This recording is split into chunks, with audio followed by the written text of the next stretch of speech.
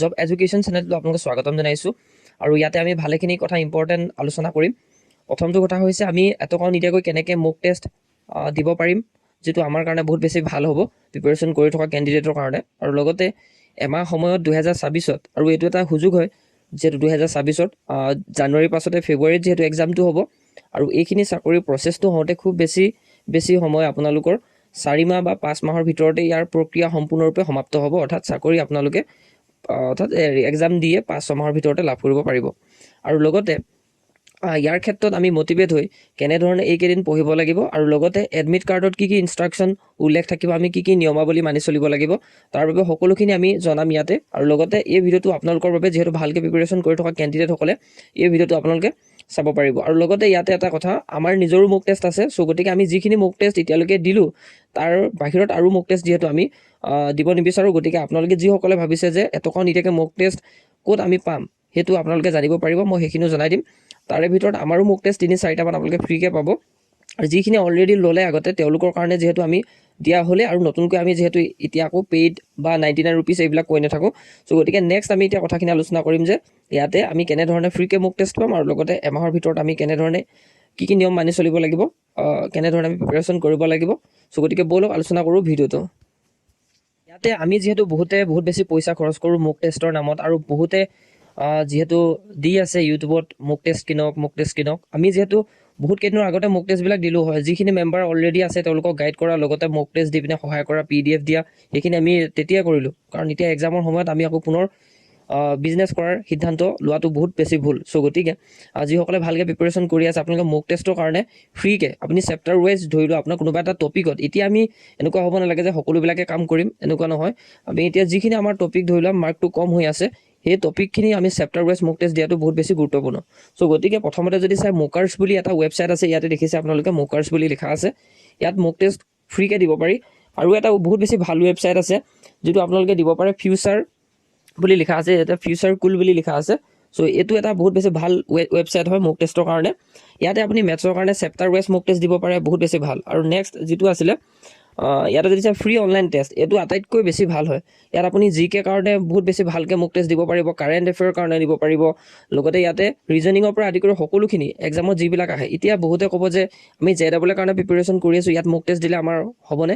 এতিয়া চাওক, যিহেতু এটা এক্সামে সকলোখিনি পেটাৰ্ণে ফ'ল' কৰে, মই যিমানখিনি জানো যে ফ্ৰী অনলাইন টেষ্ট এই ৱেবছাইটটোত আপুনি ধৰি লোৱা বুট এণ্ড ষ্ট্ৰীমৰ ধুনীয়াকৈ কনচেপ্টখিনি শিকিলে, তাৰপিছত আপুনি চেপ্টাৰ ৱাইজ বুট এণ্ড ষ্ট্ৰীমৰ চেপ্টাৰ ৱাইজ মক টেষ্ট দিব ল'লে, তেতিয়া আপুনি চাব যে ইয়াতে বেছিকৰ পৰা ফ'ল' কৰে, বেছিকৰ পৰা হাই লেভেল ইয়াতে ফ'ল' কৰে। গতিকে এনেকুৱা নহয় যে ইয়াতে বহুত বেছি টাফ দিব বা তেনেকুৱা নহয়, বহুত বেছি ভাল মক টেষ্ট হয়। আৰু যদি মই বেছি ভালকৈ ৰিকমেণ্ড কৰোঁ, এই ফ্ৰী অনলাইন টেষ্ট বুলি এই ৱেবছাইটটো বহুত বেছি ভাল হয় মক টেষ্টৰ কাৰণে ফ্ৰীকৈ। এতিয়া আমি দ্বিতীয়টো কথা আলোচনা কৰিম। আমি JEE যিখিনি ইনষ্ট্ৰাকশ্যন হয় সেইখিনি যদি ফ'ল' কৰোঁ, এতিয়া APSCও এটা JEE এক্সাম পাতে, APSC আণ্ডাৰত পাতে। চ' তাতো উল্লেখ আছে এইখিনি কথা যে আমি এক্সামৰ কাৰণে কি ইনষ্ট্ৰাকশ্যন ফ'ল' কৰিব লাগিব, আৰু লগতে আছাম গভৰ্ণমেণ্টৰ যিমানখিনি এক্সাম আছে একেই ছেম প্ৰচেছৰ ইনষ্ট্ৰাকশ্যনখিনি ইয়াতে দিয়া থাকে। আৰু লগতে প্ৰিভিয়াছ যি আমাৰ JEE গুৱাহাটী হাইকোৰ্টৰ হৈ গৈছে LDA কপি ষ্ট'ৰ, তাতো ছেম এনেধৰণে উল্লেখ আছে, য'ত উল্লেখ আছে আপোনালোকৰ প্ৰিণ্টিং কাৰ্ডটো লাগিব। আৰু ইয়াৰ কাৰণে আপোনালোকৰ তাৰিখ উল্লেখ কৰিছে, এডমিট কাৰ্ড কিমান তাৰিখে দিব। চ' আপোনালোকে জানিব পাৰিব, আমাৰ চেনেলটো ফ'ল' কৰি ৰাখিব। আৰু দ্বিতীয়টো কথা হৈছে, আমাৰ যে এটা কেণ্ডিডেট লিষ্ট দিছিলে, তাতে ৰোল নাম্বাৰ এটা দিছিলে, আপোনালোকৰ আছেনে নাই সেইটো মনত ৰাখিব। যদি আপুনি স্ক্ৰীনশ্বট কৰি ৰাখিছে তেতিয়া আপোনাৰ কাৰণে ভাল, সেই ৰোল নাম্বাৰটো। তাতে আপোনালোকৰ প্ৰিণ্টিং যিটো কাৰ্ড হয় এইটো উলিয়াবৰ কাৰণে আপোনালোকে লগ ইন কৰিব লাগিব, আৰু আপুনি যিটো প্ৰিণ্ট কপি হয় সেইটো ডাউনলোড হ'ব। আৰু ইয়াতে bringing it with a valid photo ID, অৰ্থাৎ আপোনালোকে এটা ভেলিড ফটো লাগিব, বা আপোনাৰ এডমিট কাৰ্ডতো এটা ভেলিড ফটো লাগি আহিব, বা আপুনি এক্সামলৈ যোৱাৰ আগতে এটা ভেলিড ফটো লৈ যাব, তথাপিও লৈ যাব। আৰু তাৰ পাছতে আপুনি 90 মিনিটৰ আগতে এক্সামৰ হলত উপস্থিত হ'ব লাগিব। আৰু লগতে having your own black and blue pen, অৰ্থাৎ যিহেতু OMR চিট আমি ফিল কৰিম, যিহেতু মেচিনে চেক কৰিব। চ' আপোনালোকে ক'লা বা নীলা কলম নিয়াটো বহুত বেছি প্ৰয়োজনীয় হয়। যদি আপুনি ক'লা কলম ইউজ কৰে, সম্পূৰ্ণৰূপে পেপাৰখন যিখিনি আপোনালোকৰ আনচাৰ চিট দিব, বা আপোনালোকৰ যিখন কুৱেশ্যন বুকলেট দিব, তাত আমি যিখিনি ফিল আপ আমি ব্লেক পেন ইউজ কৰোঁ, তেতিয়া আমি সম্পূৰ্ণৰূপে ব্লেক পেনে ইউজ কৰিব লাগে। আৰু অৰ্থাৎ মিক্স কৰিব নালাগে, ব্লেক এণ্ড ব্লু কৰিব নালাগে। আৰু লগতে ইয়াতে যদি চাই and strictly no electronic device, যিহেতু কোনো এটা এক্সামতে ইলেক্ট্ৰনিক ডিভাইচ নিয়াটো যিহেতু বাধা ষ্ট্ৰিক্ট কৰে, চ' গতিকে এইটোতো কেতিয়া সম্ভৱ নহয়, নিব নিদিয়ে। আৰু লগতে ইয়াতে আপোনালোকৰ with detail like exam date and venue found on the download official website. অৰ্থাৎ আপুনি যদি চাই যে এক্সামটো আমি যোনখন ডিষ্ট্ৰিক্টৰ কাৰণে, যিটো ডিষ্ট্ৰিক্টৰ কাৰণে আপুনি এপ্লাই কৰিছে, সেই ডিষ্ট্ৰিক্টতে যিহেতু এক্সামটো অনুষ্ঠিত হ'ব, চ' গতিকে আপোনালোকে এইখিনি কথাও চাব সম্পূৰ্ণৰূপে। আৰু এক্সামটো দিয়াৰ আগতে যদি এক্সামৰ ধৰি লোৱা যিটো এনভাইৰনমেণ্ট হয়, তাত যদি কোনোবাই বেয়া কৰিব বিচাৰে, তেতিয়া আপুনি নিশ্চিতৰূপে ইনভেষ্টিগেটৰজনক নিশ্চিতৰূপে জনাই দিব। কাৰণ আপুনি এটা এক্সাম যেতিয়া দিবলৈ যাব, যদি এক্সাম হলত কিবা বেলেগ ধৰণৰ কোনোবাই যদি নিয়ম ল'ব লয়, বেলেগ ধৰণৰ কাম যদি কৰিব লয়, তেতিয়া আপুনি নিশ্চিতৰূপে জনোৱাটো আপোনাৰ কাৰণে এইটো এটা ৰুল হয়। কাৰণ আমি যিহেতু এক্সাম কেণ্ডিডেট হিচাপে আমাৰ এইটো নিয়ম হয়, যদি কোনোবাই তাতে বেলেগ ধৰণৰ কাম ইউজ কৰিব বিচাৰে, আৰু এইটো কেতিয়াও সম্ভৱ নহয়। তো গতিকে আপোনালোকৰ সন্মুখত যদি কোনোবাই তেনেকুৱা ধৰণৰ নিয়ম কৰিবলৈ লয়, চ' আপোনালোকে জনোৱাটো নিশ্চয়ৰূপে আপোনালোকৰো দায়িত্ব হয়। আৰু এনেধৰণে যিহেতু প্ৰিপাৰেশ্যন এইকেইদিনৰ কাৰণে কৰিম, সেইটো বহুত বেছি ইম্পৰ্টেণ্ট হয়।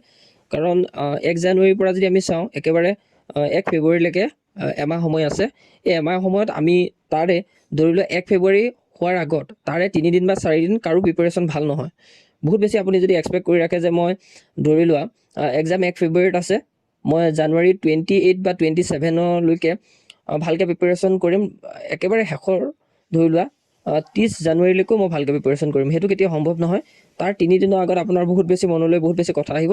চ' সেই 3 দিন আমি কেনেধৰণে আইচলেট হৈ ভালকৈ নিজৰ মাইণ্ডটো ফ্ৰেছ কৰি ৰাখিম, সেইটোও বহুত বেছি উল্লেখনীয় হয়। চ' 1 ডিচেম্বৰৰ পৰা আমি কেনেধৰণে 27 জানুৱাৰীলৈকে আমি নিজকে ভালকৈ প্ৰিপাৰেশ্যন কৰিম, সেইটো চিন্তা কৰোঁ। কাৰণ গোটেই এমাহটো ভালকৈ প্ৰিপাৰেশ্যন কেতিয়াও কৰিব নোৱাৰে, কাৰণ 3 দিন আমি ভালকৈ ৰেষ্ট ল'ব লাগিব, ভালকৈ আমি যাতে পৰীক্ষাৰ এক্সাম হলত ভালকৈ দিব পাৰোঁ, সেইটো কথা চিন্তা কৰিব পৰা ক্ষমতাটো হ'ব লাগিব।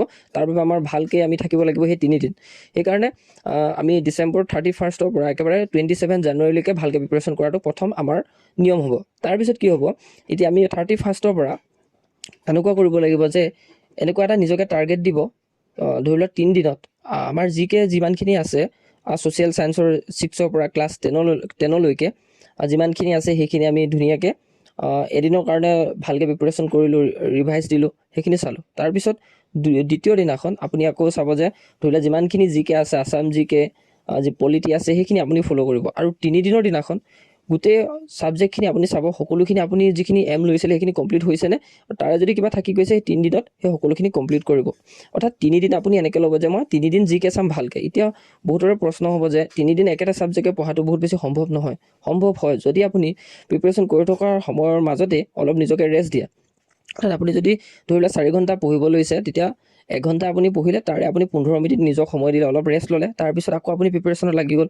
আকৌ এনেধৰণে আপুনি লং টাইম পঢ়িলে, আকৌ অলপ নিজকে ৰেষ্ট দি নিজৰ যিখিনি ভাল লগা কাম সেইখিনি কৰিলে। ঠিক তেনেকৈ যদি চোৱা যায়, এটা ছাবজেক্টে কেতিয়াও 3 দিন যদি আমি এটা ছাবজেক্ট পঢ়োঁ, তেতিয়া আমাৰ কেতিয়াও আমনিদায়ক নহয়। তাৰপিছত সেই 3 দিন আপোনাৰ বহুত ভালকৈ যাব। 3 দিনৰ কাৰণে ৰাখিলে সেই ছাবজেক্টখিনি নেক্সট আপোনাৰ টাৰ্গেট হ'ব যে ৰিজনিঙৰ কাৰণে। ৰিজনিঙৰ মই 2 দিন বা 3 দিনত ফুল প্ৰেক্টিছ কৰিম, সম্পূৰ্ণৰূপে প্ৰেক্টিছ কৰিম। সেই 3 দিনত আপুনি কিবা যদি থাকি গৈছে বা কিবা যদি আপোনাৰ কৰিব লগা আছে, সেইখিনি আপুনি কৰি আজৰি কৰিলে। সেই 3 দিনত আপুনি সকলোখিনি ৰাখিলে সম্পূৰ্ণ কৰি। তাৰপিছত আপুনি কি কৰিব, মেথছৰ কাৰণে একে প্ৰক্ৰিয়া কৰিব, 3 দিন এনেকৈ ল'ব। অৰ্থাৎ এনেধৰণে 4টা ছাবজেক্ট ধৰি লওক আমি ল'লোঁ, 15 দিন আমাৰ তেনেকৈ যাব, সেইটোৱে কথা। তাৰপিছত আমি তাৰ নেক্সট যিটো 15 দিন থাকিব, বা যিটো আমাৰ 12 দিন বুলিয়ে কৈছোঁ, 12 দিন বুলিয়ে ধৰিছোঁ, গোটেই সম্পূৰ্ণৰূপে ডেটটো আমি লৈ নলওঁ এমাহ বুলি। তাৰে 12 দিনমান আপোনালোকে কি কৰিব, সম্পূৰ্ণৰূপে গোটেইখিনিয়ে প্ৰেক্টিছ কৰিব, যিমান যি ছাবজেক্ট আছে সকলোবিলাক চাব, য'ত যি আছে। তাৰপিছত আপুনি যদি ক'ৰবাত অসুবিধা হৈ আছে, তেতিয়া সেইখিনি জানিবলৈ চেষ্টা কৰিব। আৰু নতুন যিহেতু টপিক আপোনালোকে আৰু বাছি নল'ব। কোনোবাই যদি কয় যে মই এই মক টেষ্টটো দিছোঁ, আপুনি ইমানখিনি পঢ়ি আছে, আপোনালোকে এই মক টেষ্টটো লওক বা এই পেইড কোৰ্চটো লওক, ইয়াৰ পৰা আপুনি ভিডিঅ' প্লে' কৰি চাওক।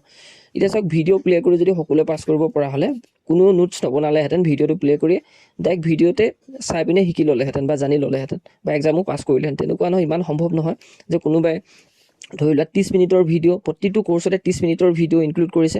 আপুনি 30 মিনিটৰ ভিডিঅ'টো যদি চাই, আপোনাৰ 1.5 ঘণ্টা সময়, 2 ঘণ্টা সময় যাব। চ' গতিকে এতিয়া কোনো বেলেগ কোৰ্চত আপুনি এনৰোল নহ'ব। নিজৰ যিমানখিনি আছে, যিমানখিনি আপুনি এতিয়ালৈকে শিকিলে, সেইখিনি ভালকৈ প্ৰিপাৰেশ্যন কৰি যাওক, ৰিভাইজ কৰক, আৰু এটা টাইম লৈ লওক যে ইমানটো টাইমলৈকে ইমানখিনি মোৰ শেষ হৈ যাব লাগে, তেতিয়াহে মই ইয়াত হ'ব। সেইটো যদি টাৰ্গেট লোৱা যায়, বোলে মই আজি 3 দিন এই টাৰ্গেটটো ল'লোঁ, এই 3 দিনৰ ভিতৰত মোৰ এইখিনি ছাবজেক্ট শেষ হৈ গৈছে, চ' সেইটো আপোনাৰ কাৰণে এটা বিগেষ্ট এচিভমেণ্ট হয়। গতিকে নেক্সট আকৌ তেনেধৰণে নেক্সট টাৰ্গেটটো ল'ব। চ' ইমানখিনি আছিলে ইনফৰমেশ্যন মই জনালোঁ। আপোনালোকে ভালকৈ প্ৰিপাৰেশ্যন কৰিব, 2026টো বহুত বেছি ভাল আপোনালোকৰ কাৰণে হ'ব। আৰু যদি কিবা জানিব লগা আছে কমেণ্ট ছেকশ্যনত জনাব। আৰু বিভিন্ন ধৰণৰ কেণ্ডিডেটে আমালৈ যিহেতু মেছেজ কৰিছে যে মোক টেষ্টটো এতিয়া লওঁ কেনেকৈ ল'ম, আৰু এতিয়া মই ভাবিছোঁ যে এনেকুৱা এক্সাম সময়ত আমি কেতিয়াও মোক টেষ্টটো দিয়াটো ভাল নহ'ব, বা কোনোবাই যদি এটা ভাল PDF বিচাৰে তেওঁক দিয়াটো ভাল নহ'ব। কাৰণ এনেকুৱা কথা হয়, ইমানখিনি সময় থাকিলে, আজি ছমাহ বা 5 মাহ সময় থাকিলে, এতিয়ালৈকে যদি তেওঁ সেইখিনি সিদ্ধান্ত ল'ব নোৱাৰিলে যে মই এইখিনি পঢ়িব লাগিব, এতিয়া এই লাষ্টৰ সময়ত যদি তেওঁ এইখিনি ল'ব বিচাৰে, এতিয়া তেওঁৰ ৰিজাল্টটো হয়তো ভাল নহ'বও পাৰে। কাৰণ ইমান কম সময়ৰ ভিতৰত কোনেও শিকিব নোৱাৰে, আৰু মই পইচাৰ কাৰণে কাৰোবাক যদি এইখিনি দিওঁ এই পইচাটো লৈও মোৰ কোনো প্ৰফিট নহ'ব। চ' ইমানে আছিল ইনফৰমেশ্যন, ভিডিঅ'টো ইমানতে সমাপ্ত কৰিছোঁ।